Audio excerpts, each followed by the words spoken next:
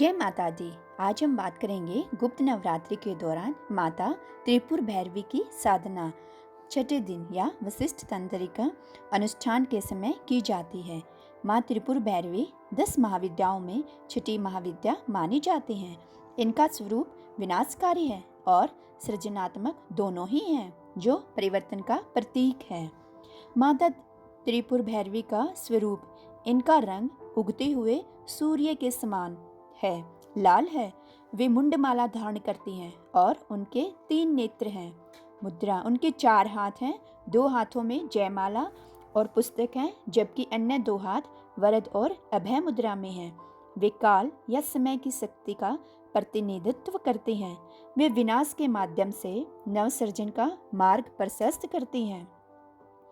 माँ त्रिपुर भैरवी की साधना विशेष तौर से साधक को ज्ञात और अज्ञात शत्रुओं पर विजय प्राप्त कराती है, अंतर्मन के भय और नकारात्मकता का नाश करती है। इनकी कृपा से साधक के व्यक्तित्व में आकर्षण और वाक सिद्धि का प्रभाव आता है। यह साधना अज्ञानता के बंधन को काटने वाली मानी जाती है।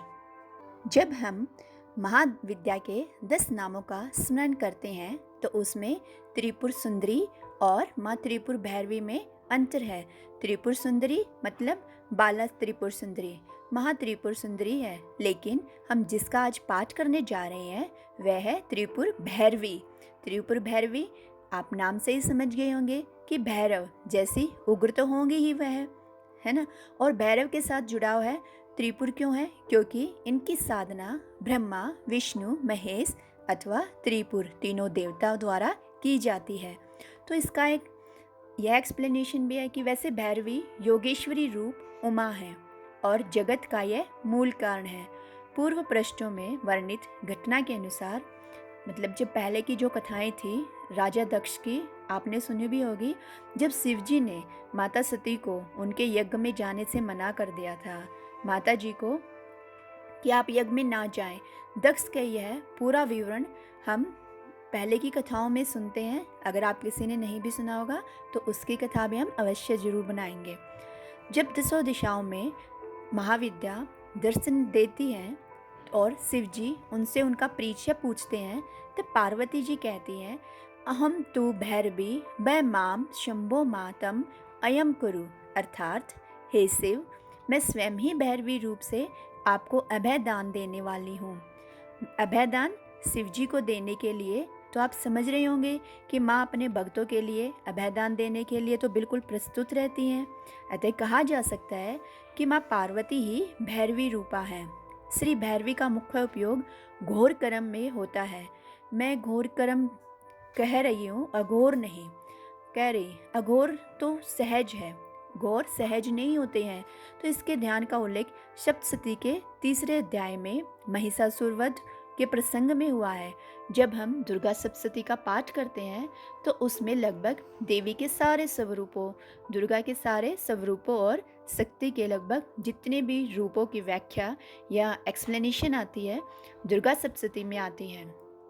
अगर आप किसी ने दुर्गा सप्तशती नहीं पढ़ी है तो आप उसको भी सुन सकते हैं, वो भी हमारे चैनल पर उपलब्ध है। और आपकी सुविधा के अनुसार मैं उसका लिंक भी इसकी वीडियो के डिस्क्रिप्शन में डाल दूंगी, आप वहां जाकर विजिट कर सकते हैं उसे। दुर्गा सप्तशती में बार बार कहती हूँ, एक ऐसा साधन है आपके पास, एक ऐसा अनुष्ठान है जिसका जाप जितना किया जाए उतना ही कम है। अगर आप संस्कृत में नहीं कर सकते तो हिंदी में सुन सकते हैं। हिंदी में और संस्कृत दोनों में है वह। कुछ लोग हैं जो थोड़े संस्कृत में हैं, ठीक है, आप उनको सुनिए अगर आप नहीं पढ़ सकते हैं तो। माँ त्रिपुर भैरवी जी का रंग लाल है। वे लाल वस्त्र पहनती हैं, गले में मुंडमाला धारण करती हैं और स्तनों पर रक्त चंदन का लेप करती हैं। जयमाला, पुस्तक, अभय और वर नामक मुद्रा धारण की, मतलब चारों हाथों में मैंने बताया कि उन्होंने क्या क्या ले रखा है। और वे खुद को, अपने आप को कमल आसन पर विराजमान करती हैं। मधुपाल कर महिषासुर मर्दनी, महिषासुर को मारने के लिए ही, उनका हृदय विदीर्ण करने के लिए इस घोर रूप का उनका अवतरण हुआ है। वो सप्तशती में आ गया। इनका यंत्र स्वर्ण में धारण करना चाहिए। अलग अलग यंत्र होते हैं ना, कि इनका जो यंत्र है माँ त्रिपुर भैरवी का वो सोने के आभूषण में हमें धारण करके पहनना चाहिए। कभी कभी कुछ यंत्रों की जो ऊर्जा होती है, वो ऊर्जा हमारे आभूषणों से ही मैच करानी पड़ती है। जैसे हम राहु को हम नग बना के पहनते हैं ना, कि ये नग ले लो राहु का, अंगूठे में पहनो, या फिर स्टोन राहु सोने में पहनना पड़ता है। किसी को हम बोलते हैं कि तेरा चंद्रमा खराब है तो आप इसे चांदी में पहने, है ना, क्योंकि चांदी जो है वो चंद्रमा का प्रतीक होता है। इस तरह से अलग अलग पुखराज भी हैं, अलग अलग मेटल्स और सजेस्ट भी हम कर सकते हैं। तो जो ये माँ त्रिपुर भैरवी का जो यंत्र है वो सोने में दान करना चाहिए। माता जी संकटों से मुक्ति के लिए उपासना में फल प्रदान करती हैं। इनका मुख्य मंदिर भी कहाँ, जबलपुर के प्राचीन स्थित स्थान त्रिपुरी शक्ति के आराधना पीठ माना जाता है। त्रिपुर भैरवी जो है वह तीव्र साधना स्वरूपा है। तो साथ साथ में इसे सुरक्षा जो चाहिए प्रत्येक क्षेत्र में, हम जानते हैं कि माता का जाप करने से, पाठ करने से हमें कौन कौन सी सुरक्षाएं मिलती हैं, या कौन सी हमारी जो बाधाएं हैं वो ख़त्म होती हैं। कुछ बाधाएं होती हैं ना, जैसे परिवार में बाधा, कि रिश्ते में बाधा है, परिवार मिलकर नहीं चल रहा है, ऑफिस में बाधा आ गई, बॉस परेशान कर रहा है, या स्वास्थ्य हम लगातार बीमार ही रहते जा रहे हैं। इन सब में जो हमारी शिकायतें रहती है, इन सब बाधाओं से मुक्त करने के लिए यह हमें सुरक्षा प्रदान करती है माँ त्रिपुर भैरवी। त्रिपुर भैरवी की साधना करनी पड़ती है। साधक इसे करने से पूरा क्षमतावान वेगवान बन जाता है, उसकी क्षमताएं बढ़ती है और वह मजबूत होता है। समाज में उसे यश प्राप्त होता है। पर जो साधना जैसे निमित्त मात्र होती है, जैसे कि हम मेडिकल स्टोर पे जाके कहते हैं ना कि मुझे पेट दर्द की दवाई दे दो, या सिर दर्द की दवाई दे दो, या बुखार की, तो दुकान तो एक ही है मेडिकल स्टोर, लेकिन हम दवाइयाँ अलग अलग मांगते हैं। इसी तरह से माँ भैरवी, त्रिपुर भैरवी माता तो एक ही है, लेकिन हर मनुष्य अपनी अलग अलग समस्याओं के लिए इनकी प्रार्थना करता है, इनसे साधना करता है, इनके मंत्र के जाप करता है ना। वैसे ही यह विद्या करने से, त्रिपुर भैरवी की आराधना करने से आपको यश, सम्मान, प्रतिष्ठा और वर्चस्व की प्राप्ति होती है। इसमें कोई दो राय नहीं है। इनका संबंध मतलब सिर्फ विद्या का संबंध नित्य प्रलय से है। अब नित्य प्रलय का मतलब क्या होता है, देखो, तत्वों के विनाश, यानी विनाश के बिना अथवा प्रलय के बिना निर्माण संभव नहीं है। जैसे हमें अपना नया घर बनाना है, पहले से हमारे पास एक घर बना हुआ, अगर जब तक हम उसको तोड़ेंगे नहीं, उसका विनाश नहीं होएगा, तब तक उसके स्थान पर नया घर कैसे बनेगा, है ना। तो प्रलय का मतलब जो विनाश हो चुका है उसके स्थान पर फिर से सृजन करना। विनाश सर्जन के लिए नहीं होता, विसर्जन सर्जन के लिए होता है। जैसे आपने देखा होगा कि जो किसान है वो खेत के अंदर जब नया फसल लगाने का समय आता है तो उसमें जो खर खटपिट होती है, खर खटपिट मतलब जो एक्स्ट्रा, जो अधिक घास फूस उसके खेत में उग आती है, तो वो क्या करता है, उसको उखाड़ उखाड़ के बाहर फेंक देता है ना। और जो गाय भैंस बकरी होती है वो चरती रहती है और वह देखती है मन ही मन कि काश ऐसा सोचती कि ये हमारा जो खान पान विसर्जित कर रहा है, अर्थात विनाश कर रहा है, उसको खेतों में से उखाड़ के बाहर फेंक रहा है, तो यही उनकी सोच तो ठीक है, लेकिन नई खेती को, नए उच्च लक्ष्य को प्राप्त करने के लिए यह विसर्जन विसर्जन ना होकर के यह सर्जन के रूप में परिवर्तित हो जाता है। हमेशा ब्रह्मांड का जो भी हम प्रलय देखते हैं उसको नेगेटिव ना लेते हुए पॉजिटिव एटीट्यूड से लें। यह लेना भी चाहिए, इसमें नया सर्जन होने वाला है। वैसे त्रिपुर भैरवी महाभैरव की ही शक्ति है, और जितने भी सभी वशीकरण होते हैं, मान लो जैसे कोई कहता है ना कि हमारे ऊपर तो वशीकरण गया है, पहले तो मैं आपको बता दूं, बिल्कुल ये ऑनेस्टली है। दुनिया के अंदर ये जो सारा साइकोलॉजिकल इम्पैक्ट है ना, ये सिर्फ एक हमारे हिंदुस्तान भारत देश में ही होता है कि हमारे ऊपर कोई जादू टोना कर दिया, किसी ने तंत्र मंत्र कर दिया, हमारा वशीकरण कर दिया, वशीकरण की पीड़ा हो रही है ना। आप बाकी देशों में देखिए ना, जैसे अमेरिका हो गया, यूएसए हो गया, कनाडा, लंदन, कहीं पे भी जाए, कहीं आपको कभी ऐसी खबर सुनने को मिलती है, ये किसी के रिश्तेदार भी रहते होंगे वहाँ पर, उनसे कभी ऐसी बातें सुनने को मिलती है कि हमारे ऊपर वशीकरण हो गया या तंत्र मंत्र हो गया? नहीं, क्योंकि ये वही सोच ज़्यादातर जैसे धूप में हमारे भारतीयों में ही है। जैसे कोई एग्जाम्पल ले लो, हम धूप में खड़े रहने से सिर दर्द होता है, तो हम उसको किस चीज़ से जोड़ देते हैं कि पड़ोसी ने हमें देख लिया था इसलिए हमें उसकी नज़र लग गई और हमें सिर दर्द हो गया। या फिर आप कहीं बाहर खाना खा रहे हो, गंदी पानी पूरी या फिर खुले में खाना खाना, है ना? जब आप खाते और तीसरा आदमी देख रहा था, तो वो सोचेगा कि अच्छा इसने मुझे खाना खाते हुए देख लिया, इसने तो मुझे नज़र लगा दी, मेरे पेट में दर्द हो गया, खाना हजम ही नहीं होएगा। कहाँ-कहाँ से ये गड़बड़ आते हैं। तो जो ये सारे वशीकरण बताए जाते हैं, वशीकरण सारे हिंदुस्तान में ही क्यों होते हैं? और वशीकरण करने वालों को इतनी सिद्धियाँ प्राप्त हैं, तो धर्म करने वालों में भी तो उतनी सिद्धियाँ मिलनी चाहिए ना फिर। संख्या में तो वह मिल ही नहीं रहे। इसका मतलब यह हो गया ना कि इसका अस्तित्व ही नहीं है। पर इसका इतना भी अस्तित्व नहीं है कि आप हरे किसी को भी, साधु बाबा को या किसी को भी मानोगे कि यह वशीकरण कर रहा है। जैसे हम टीवी में, न्यूज़पेपर्स में ऐड देखते हैं ना कि 1 मिनट में वशीकरण, 1 मिनट में तंत्र मंत्र बाधा मुक्त। ये सब क्या है? मतलब जब इंसान निकम्मे बनकर, अर्थात कामचोर बनकर जब वो काम नहीं करते हैं, नौकरी नहीं मिलती है उन्हें, वो स्ट्रगल नहीं करते अपनी लाइफ में। मैं सभी के लिए नहीं कह रही हूँ, लेकिन जो हम जानते हैं कि कैसे कैसे लोग हमारे आसपास रहते हैं, जब वो सक्सेसफुल नहीं हो पाते हैं तो फिर वो क्या करते हैं, वो दूसरों को दोष देने लग जाते हैं कि मेरी नौकरी नहीं मिल रही, है ना, और जॉब नहीं मिल रही, या फिर मैं सक्सेसफुल क्यों नहीं हो रहा लाइफ में, कि कहीं किसी की नज़र तो नहीं लग गई, किसी ने जादू टोना तो नहीं कर दिया। मानते ना आप ये सब बातें? तो फिर वशीकरण के लिए मुफ्त नहीं बैठा हुआ कोई, किसी को यह झंझट नहीं मिलने वाले। इसे दिमाग से निकाल दो कि जादू टोना इस तरह से नहीं होता है। और अगर कोई जादू टोने का अस्तित्व है भी, तो क्या आप हनुमान जी, क्या हमारी दुर्गा माँ, शिव, महादेव, जब हम इन सब की आराधना करते हैं, तो क्या ये शक्तियाँ इतनी कमज़ोर हैं कि वो उन दूसरों के वशीकरण हम पर होने देंगी? नहीं ना। क्या गायत्री का मंत्र भी नहीं किया हुआ आपके जीवन में? अगर अध्यात्म को न परखा भी हो, तो कोई वशीकरण नहीं होता है।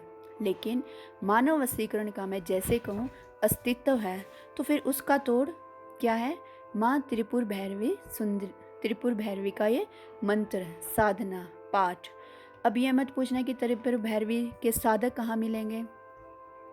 साधना आपसे जब नहीं हो रही, तो साधक कहाँ के, गलियों में घूमते फिरेंगे? आपको ये साधक जो होते हैं ना, वो आपको प्रॉपर एक ऐसी जगह पर मिलते हैं जहाँ पर उनको संसार से कोई भी लेना देना नहीं होता है। या तो जिसको स्वर्ग देखने की लालसा हो, कई इंसान होते हैं ना कि जो दुखी है या फिर खाली आवारा घर में बैठे रहते रोज हम स्वर्ग मिल जाए, तो उसको देखने के लिए खुद जाना पड़ेगा ना। उसको देखने की तरफ से कोई देखता नहीं है कि मेरी इच्छा हुई कि मैं स्वर्ग देखूं और दूसरा के कह रहा चल तेरे नाम का मैं देख आता हूँ। ऐसा नहीं होता है ना।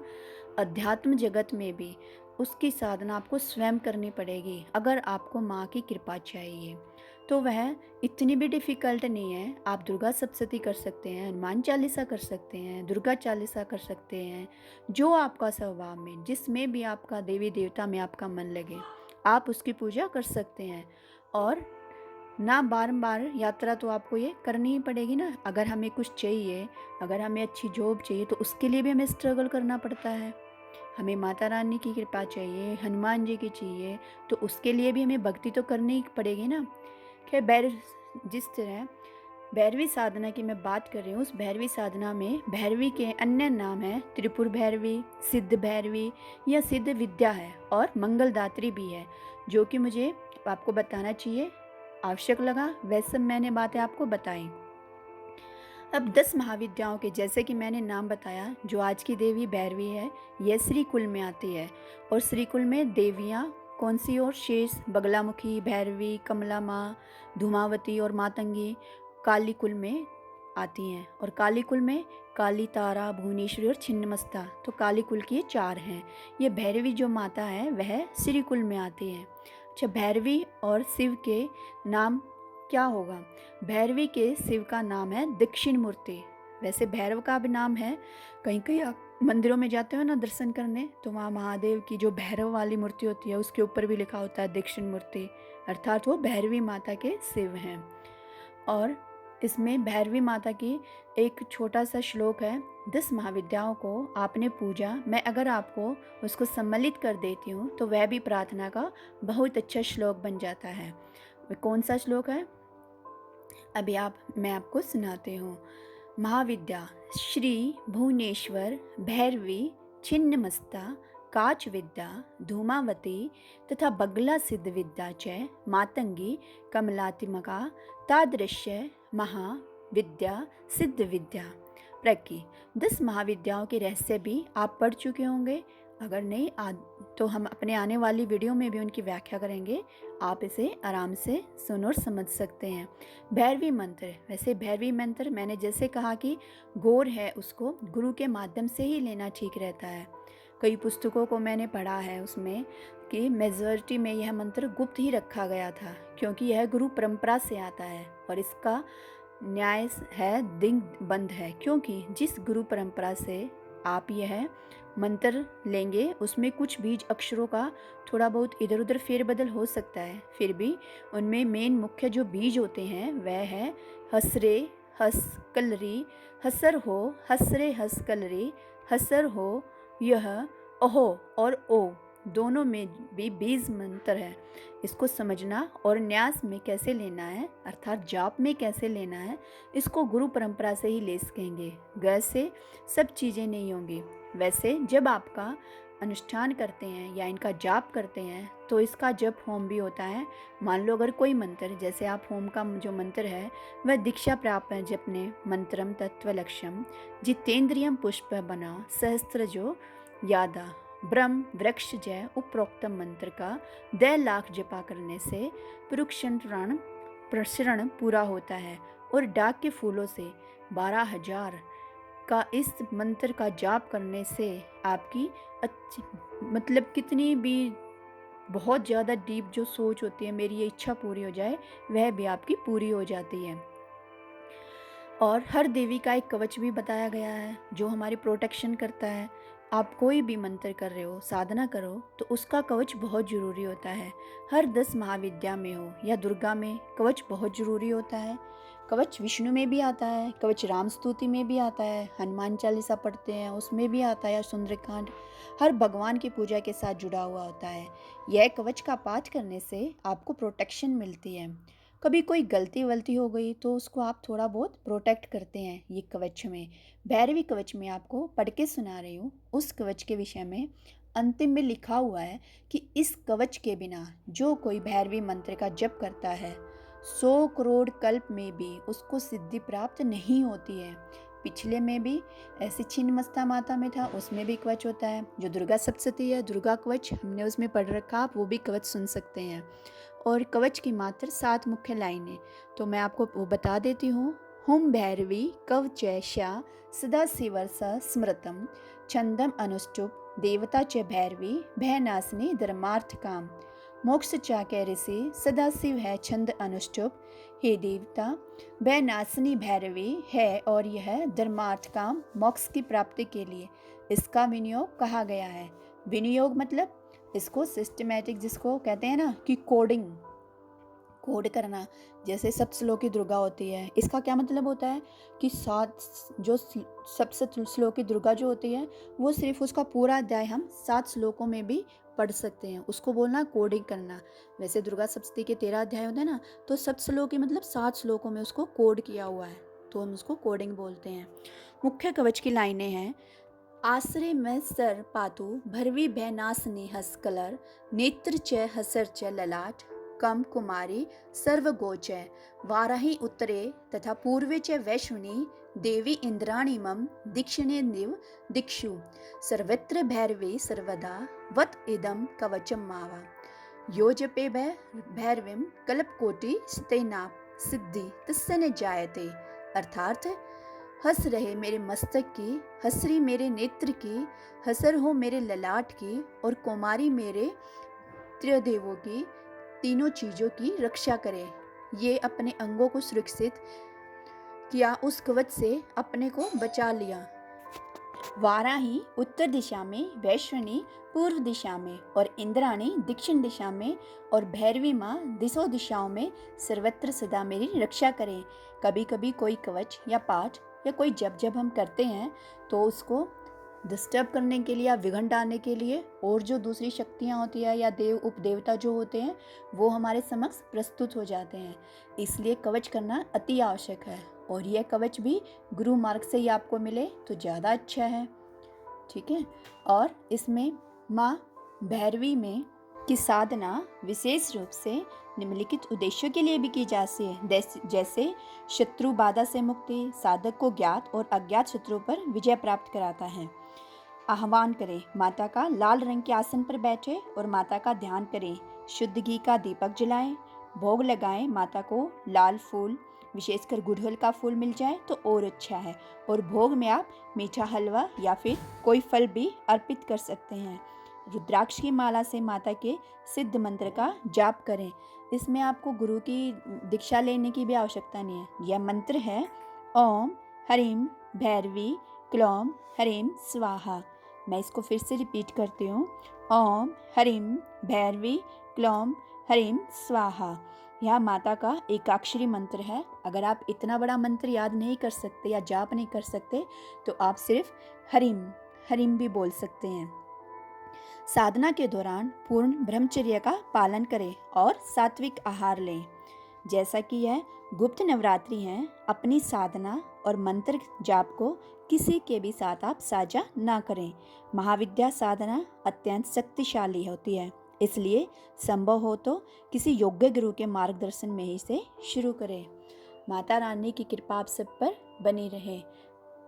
अंत में मैं यही कहना चाहूँगी, अगर हमारा वीडियो पसंद आए तो हमारे चैनल को लाइक शेयर सब्सक्राइब अवश्य करें।